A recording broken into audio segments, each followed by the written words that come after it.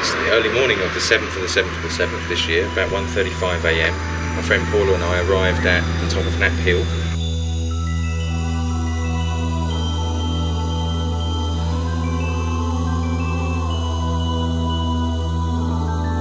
And then around 3:13, I'm told from the timing on the tape that we all experienced a big white flash in the sky. At this point of the evening, about 3:20, it's the darkest point of the night, and as the sky was sort of really laden with clouds, there was absolutely nothing. It was a pitch black field, and there was nothing to be seen down below.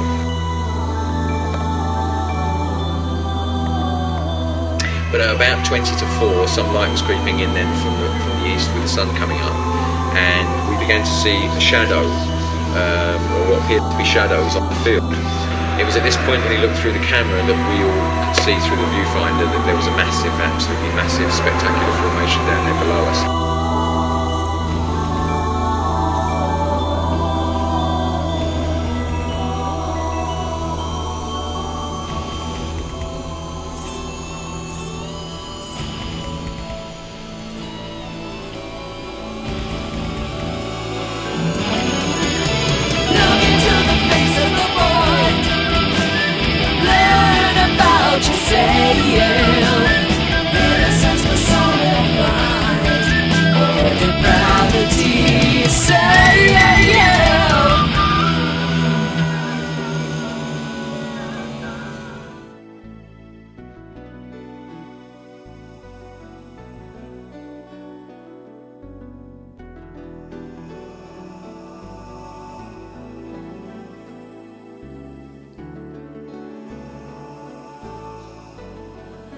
You've been researching crop circles for what, 11 years now? Mm-hmm. Okay. In that time, we've seen the crop circle patterns changing. They started off with very kind of basic circular type shapes. The geometric shapes increased, then we started to get pictograms. What's happening now? What's the kind of current pattern? The actual evolution continues as it has since 1978, which was the inception of the first major crop circles in southern England that were taken seriously. Since then, as you say, there has been a constant evolution.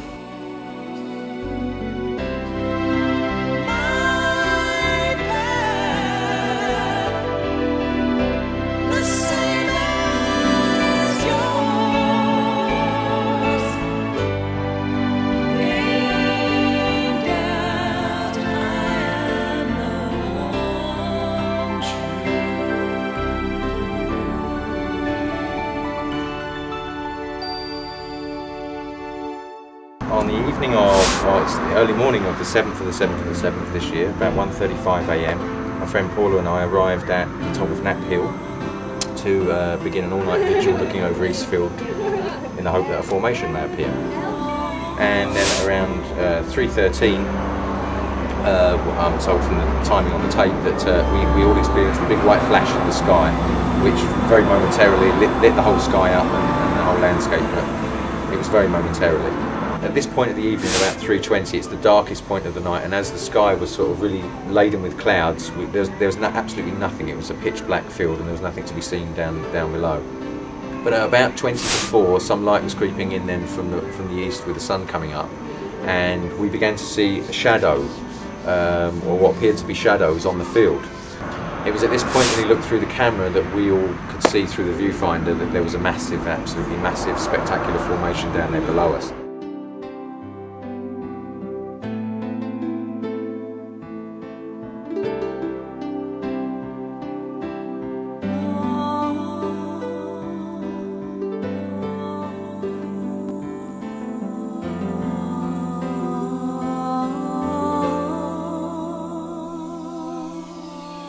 This was the formation that occurred on the 7th of the 7th of 07 last year. Yep. From construction point of view, first of all, you've got to have, at least on this construction, two centres to work that particular geometry out. So you would expect to find somewhere around here post holes. That certainly is the case. That this fine, what would be considered a construction line, was certainly laid down first in both of these major arcs. However, we went into this formation very early on Yeah. first day, on the 7th of July, and we actually managed to get into lots of these circles and pick up the crop and examine this fine line, and that was not crushed in this situation where it would have had to have been crushed rhythmically if this was made by people. Also, you know, the peripheries of all the main circles, you know, to define a circle you need to, you know, effectively create your, you know, your circle, your outer line, and typically on a hoaxed formation there would be heavy crushing to define a circle in a thin growth, and then the rest would just be filled in.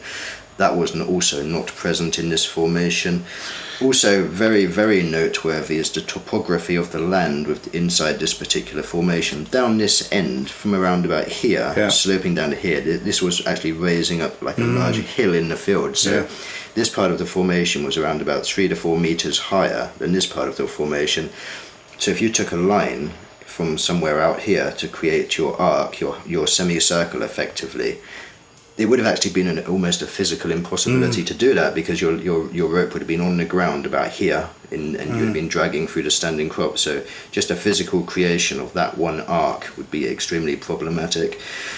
So on the whole, we were effectively looking for crushing around peripheral areas, central construction points, edges of circles, and like you said, post holes, stuff like that. And you would effectively go out into the field looking for areas within, you know, within your standing crop where people would have had to stand to create a wider image. In this particular case, none of the evidence that would suggest a hoax was present on the ground very early in the morning on the first day. Some of these circles, it's very hard to see here when you get down to the actual, when you got down to the actual landscape.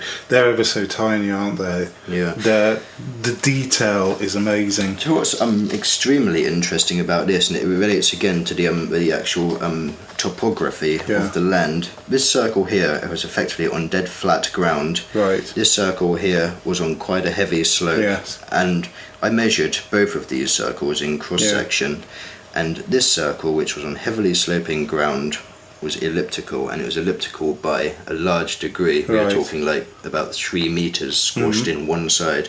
This circle, which was on flat ground, was perfectly round.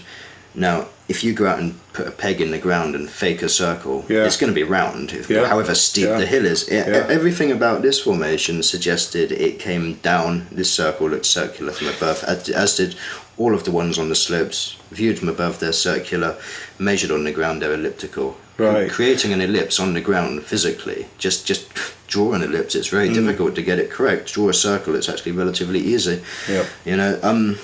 So, and the same, I've measured many formations of a similar kind of nature over the years, most notably the Milk Hill 409 spiral from 2001. I spent an entire afternoon measuring one of the arms. One arm from the Milk Hill was kind of similar in effect to one of these, and that the position of that circle in the landscape, it was on a heavily undulating hilltop. You know, it's 1,000 foot wide. The whole formation, you could stand in any given part of it and just see bits of it, and when taking the time to measure one arm, literally I think there was around about 70 circles in each arm. Wow. Pretty much every circle which I personally measured in the same way, cross sections, every circle that was on the sloping ground was elliptical, every circle that was on flat ground was round.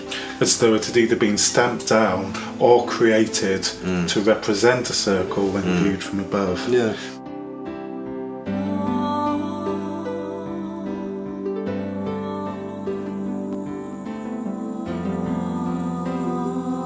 Final analyses of the original tapes taken by Wynne Keach shows this entire formation emerging in 8 minutes, and it's as if it scans into the field, so it's like a line goes across the field towards the hillside, towards the camera, and the whole thing just scans in, very subtle, very soft, no flashing lights, no Hollywood special effects, very simple, quite vague, almost boring, but there it is, it appears in 8 minutes. And you know, that would take 400 hoaxes 8 minutes to make that circle, and I didn't see him. I didn't see him in the film. And they'd be quite noisy, wouldn't they? Something I believe happens when they say that it's not hoax, is that the lays tend to form patterns within themselves. You find the kind of spiral twists, you find the crisscross twists. There's a number of patterns in there, as well as kind of anomalous damage to the crop itself as well. Sure.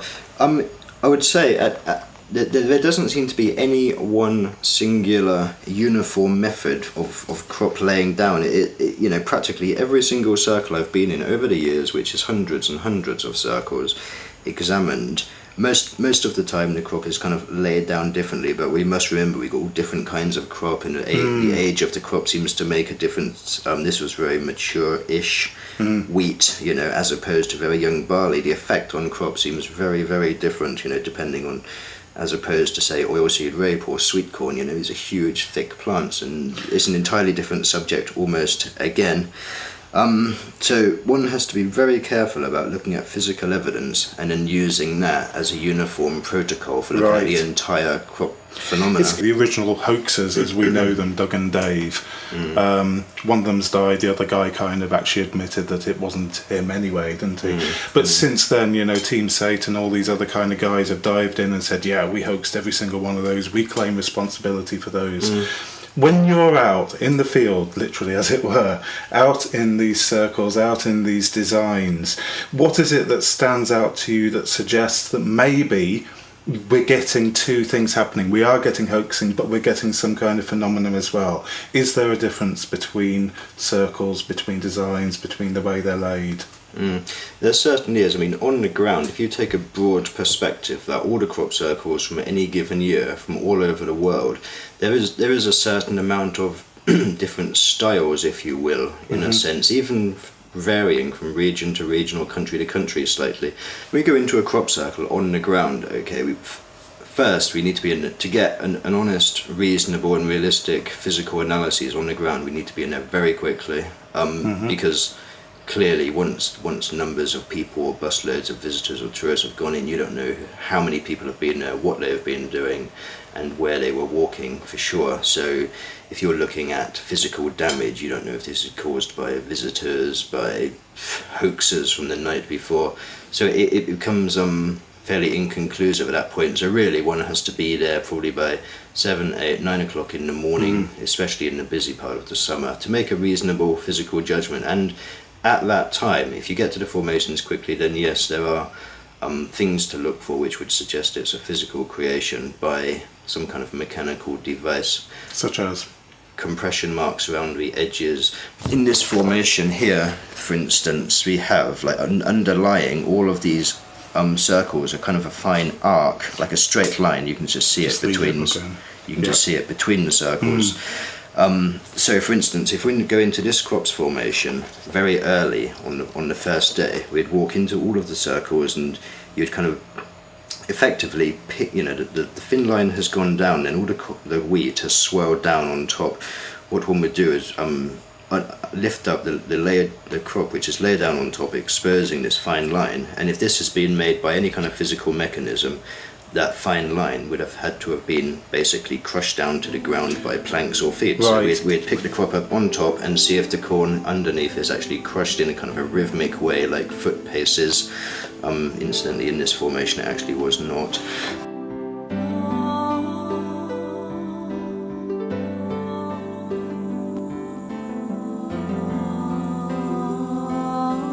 We're hitting into crop circles now, you know, quite a few years later. It's not as though it's breaking news. It's not as though it's amazing stuff. Or is it? Is there something that's going on that makes crop circles still worth watching?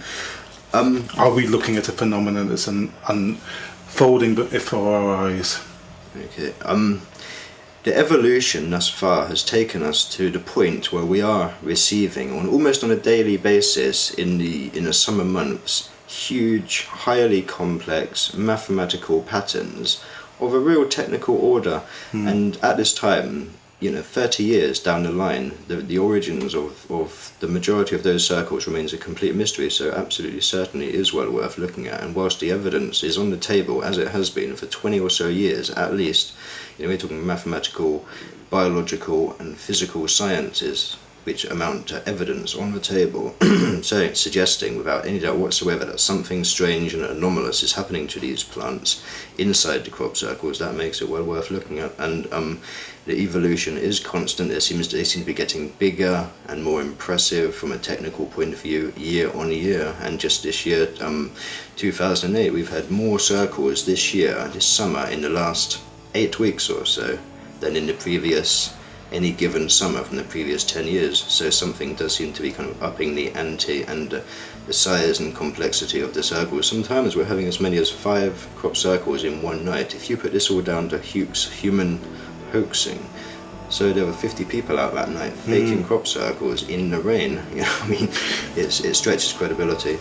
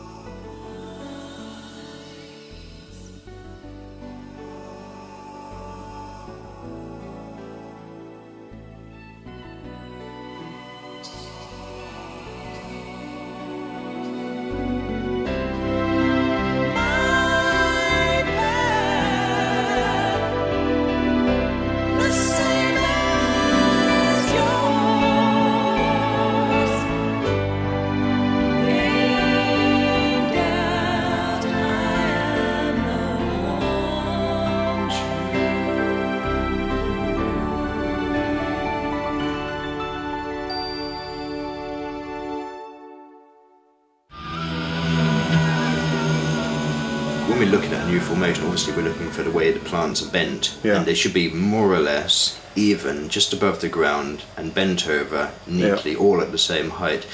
The formations in oilseed rape, they're extremely interesting to look at. Any of the formations, oilseed rape or maize, sweet corn, any of the thick, hollow stem succulent plants, oilseed rape in particular, which the early season formations always occur in.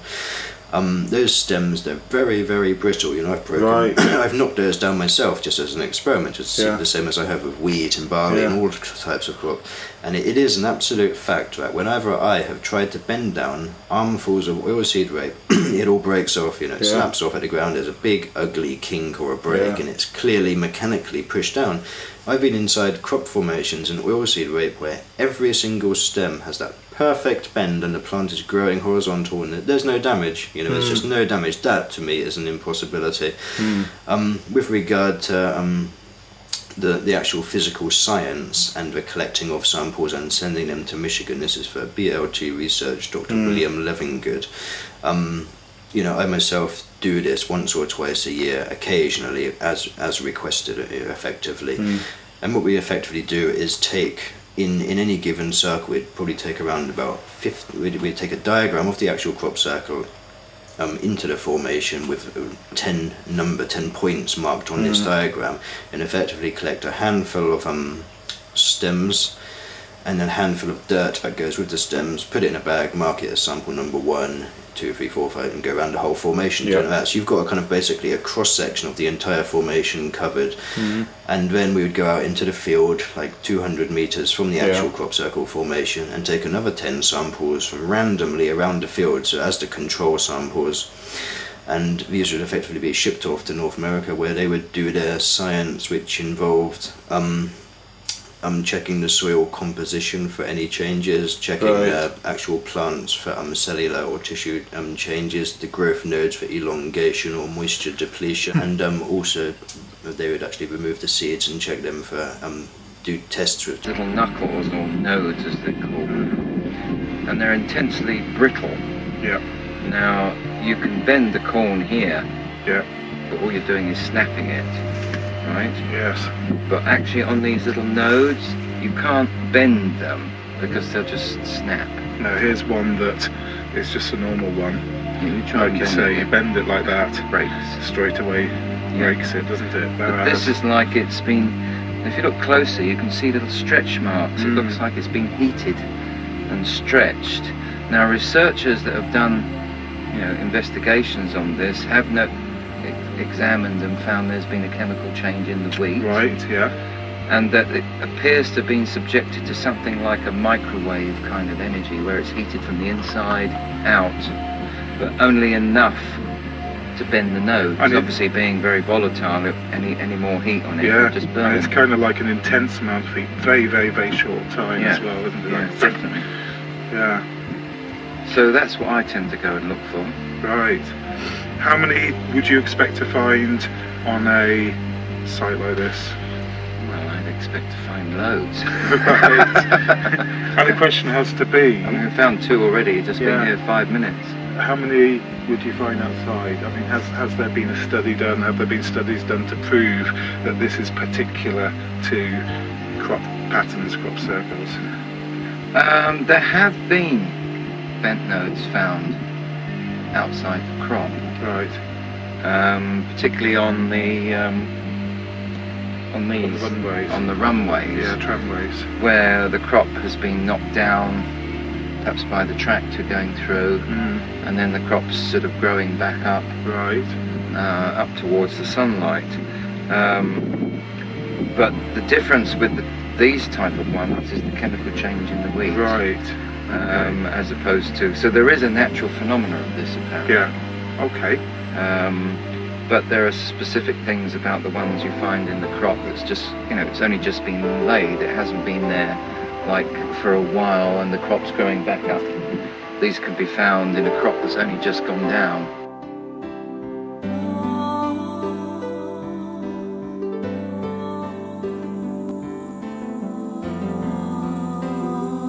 Over those 11 years, there's been like a number of like bizarre encounters, strange kind of encounters, effects on technologies, on myself, etc. First of all, with the technologies, cameras and electrical devices have regularly failed. I've gone into formations with a camera which has had a fully charged battery pack, and I've walked into a formation, switched it on, and the battery flattens like there, like literally in moments where you've got maybe 90 minutes of recording or photographing capacity in that battery. I've walked out of the formation and it's been fine, and I've walked back in and the battery is fed. There's obviously to me, it kind of suggested that there was some kind of residual electromagnetic field present, and that was interfacing with the devices. And this doesn't really happen all of the time. It seems quite random almost. Right. I haven't had any problems in crop circles with cameras for a couple of years at least. However, this year, for instance, I lent somebody my video camera to take into a formation, and exactly the same thing happened. His camera's, my battery pack on that camera was failing for no apparent reason, but it did fail. I've actually had still cameras in formations where I've been trying to take pictures, and I'd switch the camera on, it would switch itself off, zoom would be coming in and out, it would just be doing its own thing, and it was like bizarre, really kind of like bizarre kind of, you're just standing there with your camera thinking, what the hell is going on with this, So, and those, I've heard of, I've spoken to farmers who have told me about tractors breaking down in circles, when they've been harvesting the field, it's like £200,000 harvester that just breaks down inside the circle. That's a part of recorded history of the phenomena. And also physiological effects on the individual. Over those 11 years, obviously, after going in hundreds of circles, most of the time there's no real feeling of, one tries to do this in an objective, sensible way in an attempt to get to the basic facts, the truth of the matter, we don't need to cloud it with fluff and stuff. So one generally goes down there with an objective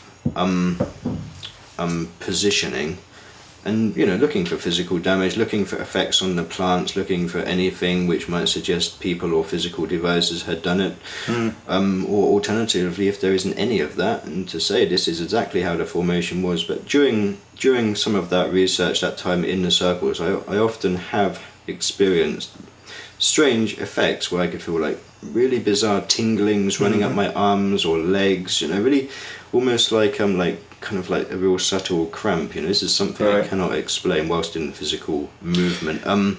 Headaches, I never get headaches, in normal everyday life. I just do not get headaches. It's just So you don't think that's because you're kind of thinking, well, this is a strange place, it's a bit weird, and you're kind of actually bringing it on yourself in any sense? Probably not, because I would say not anyway, because one, again, a crop circle to me isn't a particularly weird place because I've been going into them for so long. It's kind of almost like going to Tesco's is weirder than going to a crop circle for me.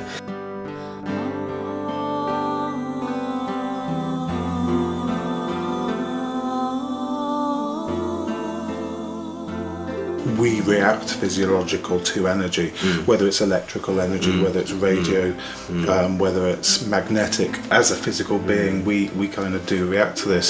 So it would certainly, you know, sit quite hand in hand that if you've got equipment like cameras, like tractors reacting, that you know, there's every sense that we're going to do the same, that if we, like, we're getting short-circuited on that level. And there is a kind of suggestion, and it has been postulated quite a few times, that just the actual pattern being there, regardless of how it got there, whether it was aliens or interdimensionals or people with planks, with just the fact that there's a physical geometric shape in a canvas, if you will, which is, there's a disturbance effectively in the crop, that in some sense must create some kind of effect, you know, just because it's there. One has to consider all possibilities, all options at this time, because we really don't have many answers on the table.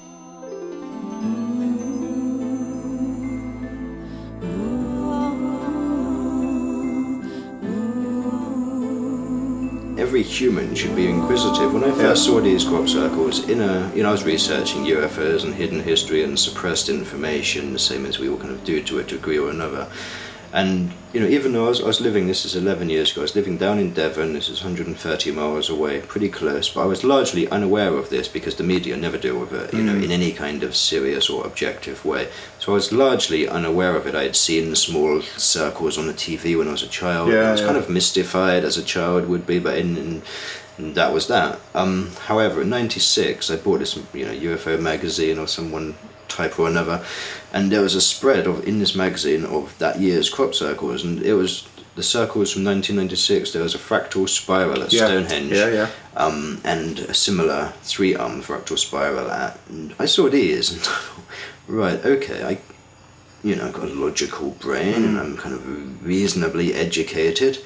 That's impossible. How can you got the A303 in Stonehenge there with its 24-hour guard, and you've got a 900-foot pattern there, which is that's a highly technical piece, you know. To create the fractal spiral, one needs to create large rectangular boxes to generate the actual curve, meaning a massive construction area. That construction area clearly wasn't there in the field. The whole pattern that looked singular and perfect by itself right next to Stonehenge, that required an inquisitive person to check it out, you know, just as a matter of course. And if one could happily conclude that that was hoaxed or very cleverly done by people, then that would have been the end of my crop circle story. But the evidence, when we looked at the capabilities of Doug and Dave or whoever, relative to the fractal geometry which was happening, there was clearly a massive, massive gulf between what was there on the ground and what these people were claiming.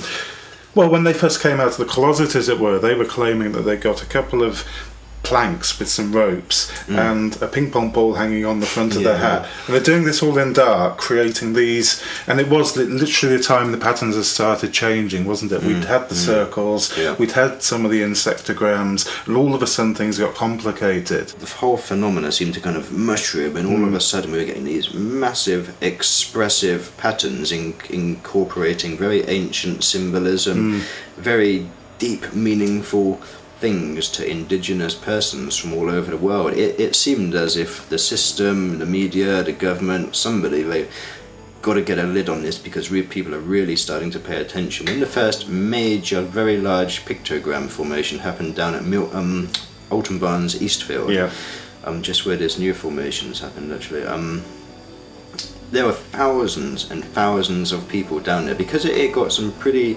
heady media attention in the early days. They didn't all of a sudden jump on, it's got to be a hoax because we don't understand it, therefore it must be a hoax.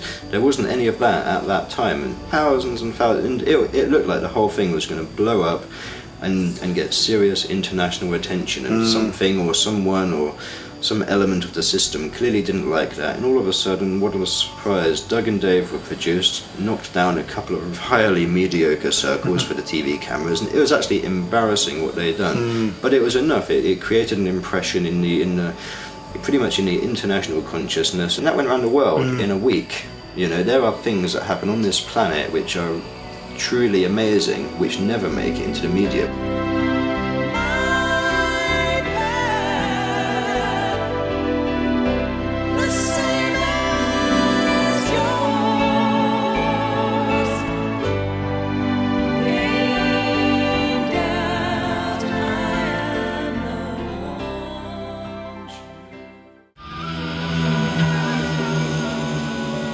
meet a lot of people kind of coming to these places. Some people seem to be drawn for the spirituality, if you like, the experience of a space that has been created out of a natural product. Other people are drawn by the kind of wackiness of it, and other people drawn by the science of it, the what's going on here kind of thing. All of those aspects interest me, actually. So having, worked for so long in this field as a psychic artist, I'm aware that there are beings that exist in other dimensions. A lot of people talk about channeling. We talk about it with respect to where we get our music from, Right. where people get their books from, where people get their art from. Yeah. And it seems that we kind of draw on maybe the universe, maybe the world, maybe nature. Something comes in and out. Is maybe something similar happening here, that there is a kind of, I don't know, nature at work, a force at work, something like that? I think that's very likely. I mean, the Earth itself is a living, conscious being. It could be the Earth choosing to communicate with us in a way that we would relate to. I mean, personally, I'm open to all the possibilities, because as I'm aware that there are these other dimensions of reality, which quantum physicists now also acknowledge. We use the word spirit world, but they might use the term a multi-dimensional universe, interdimensional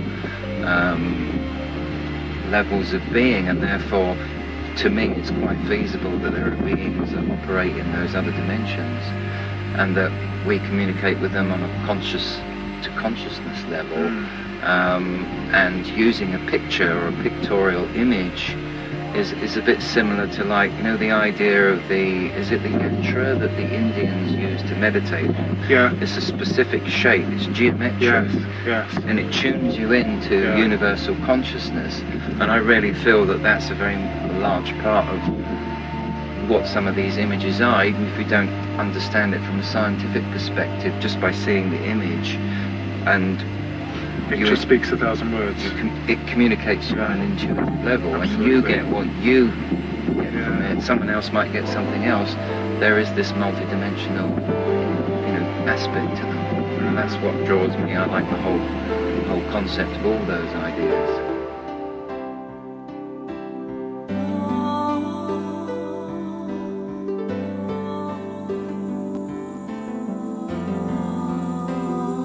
Back in 1999, down at Milk Hill, White Horse, just near Alton Barnes, there was a formation in oilseed rape, and I decided to spend the night in that formation the night after it actually occurred. It arrived, and at the time I was here with my partner and a friend of ours. So those two decided to spend their night right on the Milk Hill White Horse. Around about between 11:30 and 12, something seemed to descend over the circle. I could not hear the cars on the road, the farmer vehicles, but it was really odd.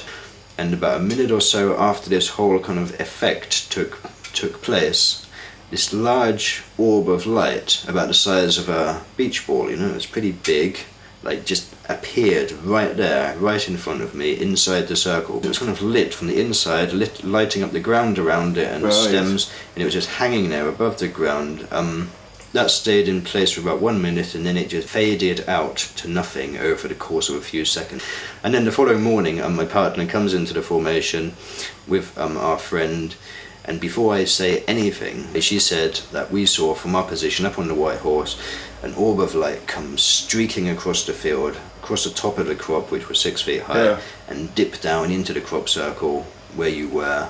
If you're a farmer and you go to the police about a crop circle, they'll record it as criminal damage, end of story.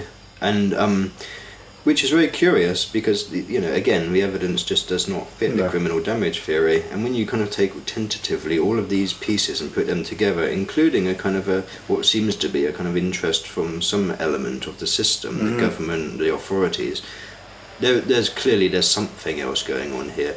Even if a multitude worth of mechanisms, or that there isn't an answer yet that will explain all of these different angles. After 10 years of research, 10 years of intimately looking at the circles, looking at the maths, the physics, the science, the evidence in general, there is no kind of litmus test that is saying this is a genuine crop circle and that's not. You know, it's nowhere near as simple as that at all. The best one can really, you know, 11 years later I got more questions than answers. You know, I thought it was going to be very simple. I thought I'd come over here to Wiltshire, I'd have a look at a circle or two, I'd find out it was man-made or it was something else, and that would be that, and I'd go back home to Devon and I would do my thing.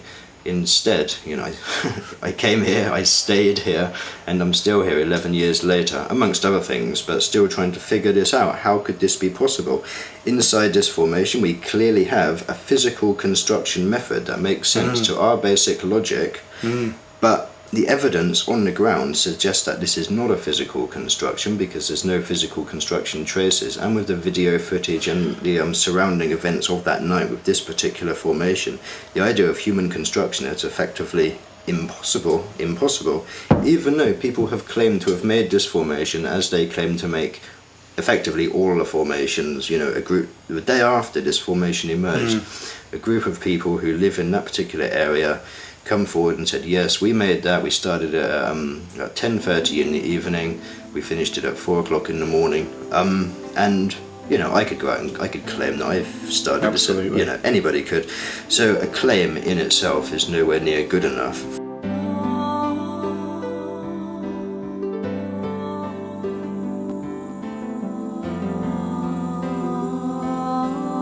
We used to go and spend a lot of nights in crop circles and just sleep. And there was one particular crop circle, I can't remember what year, I think it was 1997. And we all went to sleep at 1 o'clock in the morning, even the dog, which was unusual because normally it'd be pacing around chasing rabbits and doing its thing. We woke up at 6 o'clock the next morning and there was a formation 400 feet long in the field right next to us. And the dog hadn't noticed. No, we didn't, the dog didn't, and it's really, you know, I could possibly imagine that we could have slept through something going on next to us, but the dog, no way. We are so heavily conditioned, you know, from the moment we're born, basically, we're conditioned to believe in very particular, narrow ways what's right, what's wrong, what's real and what's unreal. And you know, so I guess the animals, they don't have the cultural conditioning to a degree that we do, you know, and that's why we're conditioned to block it out as well, because it becomes useless for us within this fast-paced world, within the world of Tesco's, Morrison's, getting to work and back in 7 hours. You know, too much information. It's kind of, in a sense, you can kind of understand that many people may not want to accept the reality that something's going on here, because ultimately it would need a reappraisal of just about everything we've ever learned. But this isn't happening for no good reason, you know. And when you look at the implications of some of the designs, you know, very, very ancient designs which relate directly to the state of human consciousness at this time on our planet, is, you know, it could be something really important happening here, and it's being largely marginalized or ignored just because people are either, you know, in the